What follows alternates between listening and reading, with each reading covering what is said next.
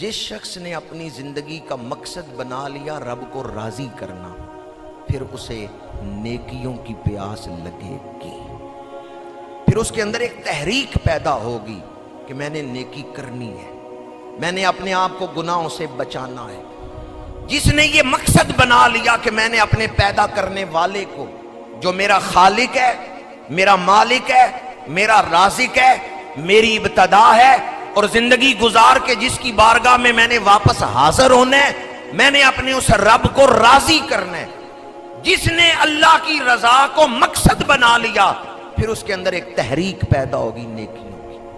جیسے کھانے کی بھوک لگتی ہے، پانی کی پیاس لگتی ہے، اسی طرح اس شخص کو نیکیوں کی بھی پیاس لگے گی، پھر وہ دوڑے گا نیکیوں کی طرف، پھر وہ نیکی کا موقع جانے نہیں دے گا، پھر وہ اپنے آپ کو گناہوں سے بچائے گا۔ یہ بات میں نے کئی دفعہ بیان کی کہ باطن میں بھی بیماریاں ہوتی ہیں، بعض بیماریاں جسم کو لگتی ہیں، بعض بیماریاں روح کو لگتی ہیں۔ شوگر جسم کی بیماری، بلڈ پریشر جسم کی بیماری، بخار جسم کی بیماری، لیکن حسد روح کی بیماری، تکبر روح کی بیماری، بغض کینہ روح کی بیماری۔ آپ کو ایک ایسی دوائی نہ بتاؤں کہ اگر آپ استعمال کر لیں تو روح کی ساری بیماریاں نکل جائیں گی، روح توانا ہو جائے گی۔ جس شخص نے اپنے رب کو راضی کرنا زندگی کا مقصد بنا لیا، روح کی ساری بیماریاں نکل جائیں گی۔ جب کسی کا حسد آئے گا تو ایمان کہے گا تو نے رب کو راضی کرنا ہے۔ حسد رب کو راضی نہیں کرتا، رب کو ناراض کرتا ہے۔ حسد چھوڑ دے، حسد نکل جائے گا۔ تکبر آ گیا دل میں، ایمان کہے گا تو نے رب کو راضی کرنا ہے، رب کو تکبر نہیں پسند، عاجزی اختیار کر۔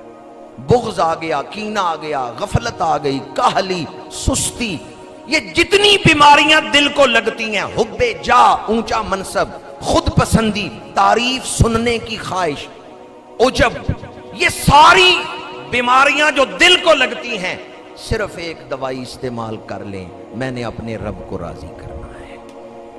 اگر کسی نے یہ مقصد بنا لیا، اندر کی ساری بیماریاں نکل جائیں گی۔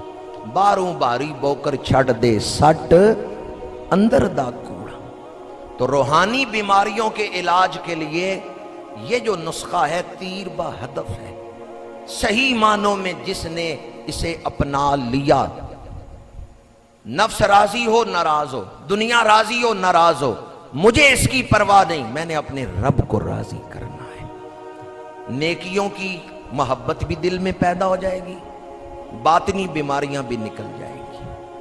اس کے بعد بہت بڑی فضیلت، میرے آقا کریم صلی اللہ علیہ وآلہ وسلم کو اللہ کریم نے قرآن پاک میں حکم دیا، محبوب آپ اعلان فرما دیں، اپنا ایک چھپا ہوا راز دنیا کو بتا دیں، اپنے غلاموں کو اپنی سیرت کا یہ پہلو سنا دیں۔ قل ان صلاتی و نسکی و محیایا و مماتی للہ رب العالمین۔ میرے آقا کریم کی 63 سالہ ظاہری حیات پاک کا ایک ایک لمحہ اللہ کی رضا کے لیے گزرا ہے۔ ان صلاتی و نسکی و محیایا و مماتی، بے شک میرا نماز پڑھنا، قربانی دینا، ظاہری زندگی گزارنا، وصال حق پانا، للہ رب العالمین۔ 63 سالہ زندگی کا ایک ایک لمحہ ہمارے آقا کریم نے گزارا ہے تو اللہ کی رضا کے لیے گزارا ہے۔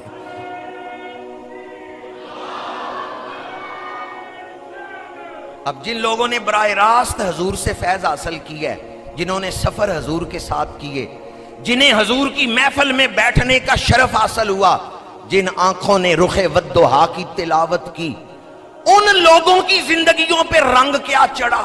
محمد الرسول اللہ والذین معہ اشداء علی الکفار رحماء بینہم تراہم رکعا سجدا یبتغون فضلا من اللہ ورضوانا۔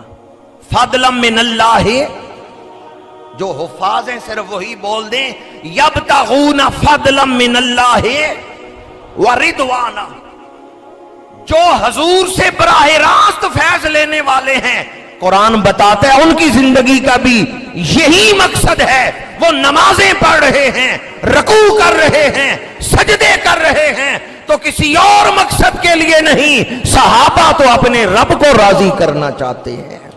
وہ مال خرچ کر رہے ہیں، میدان جہاد میں آئے جانیں قربان کر رہے ہیں. یبتغون فضلا من اللہ وردوانا، رب کی رضا کے لیے.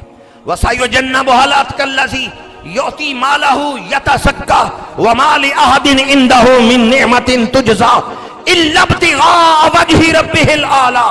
حضرت بلال حبشی کو خرید کر سیدنا صدیق اکبر نے آزاد کیا. لوگوں نے کہا اتنا سونا، اتنے پیسے دے کر یار غار نے بلال کو آزاد کیا ہے، کوئی پرانا احسان ہوگا جس کا بدلہ چکایا ہے. اللہ نے فرمایا جبریل جا میری گواہی دربار مصطفیٰ میں دے کے آ، ابو بکر نے جو کچھ کیا ہے میری رضا کے لیے کیا ہے.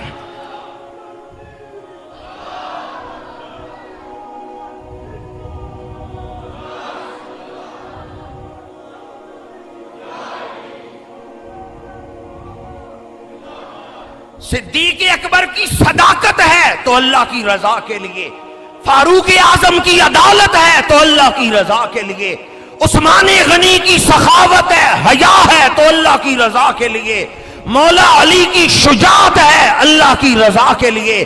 بلال حبشی آگ کی انگاروں پہ لیٹ کے احد احد کا نغمہ سرمدی الاپ رہے ہیں. بلال آگ کی انگاروں پہ لیٹ کر بھی مصطفیٰ کریم کا ذکر کر رہے ہو. بلال کہتے ہیں اللہ کی رضا کے لیے. وَمِنَ النَّاسِ مَن يَشْرِي نَفْسَهُ ابْتِغَاءَ مَرْضَاتِ اللَّهِ، اللہ نے فرمایا جنہوں نے اپنے آپ کو بیچ دیا ہے میری رضا کے لیے. خالد بن ولید تلوار چلا رہے ہیں اللہ کی رضا کے لیے. امیر حمزہ کا روب و دبدبا، ہیبت و جلال ہے، شہادت ہے اللہ کی رضا کے لیے. حضرت سلمان فارسی کا عشق و مستی کا جذبہ ہے اللہ کی رضا کے لیے. مہاجرین کی ہجرت ہے اللہ کی رضا کے لیے. انصار کی نصرت ہے اللہ کی رضا کے لیے. بدر و احد کے شہیدوں کی شہادت ہے اللہ کی رضا کے لیے. اور کربلا کے تپتے ہوئے ریگستان میں 18 سال کے جوان بیٹے علی اکبر کو میرے آقا امام حسین نے اٹھایا ہے تو صبرم بے قدائق تسلیم لامرک. پروردگار یہ 18 سال کے بیٹے کو اٹھا رہا ہوں، 18 سال کے بیٹے کا لاشا اٹھا رہا ہوں تو صرف تیری رضا کے لیے اٹھا رہا ہوں.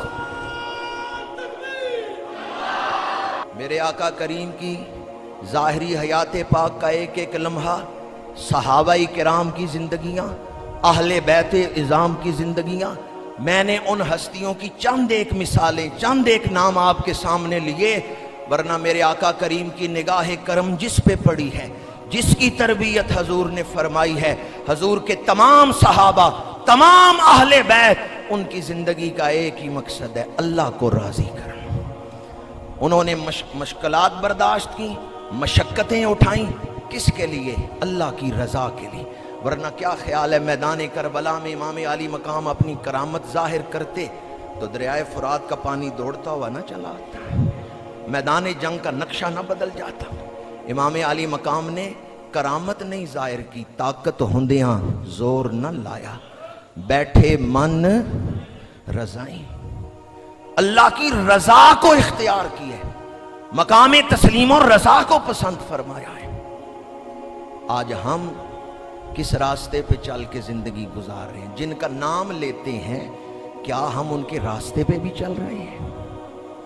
ہم تو اپنے نفس کے لیے جی رہے ہیں، ہم تو اپنی خواہشات کے بندے بن چکے ہیں، ہم تو اپنی آرزوؤں کے غلام بن چکے ہیں. ہمیں تو اپنی آرزوؤں سے آگے نظر ہی کچھ نہیں آتا.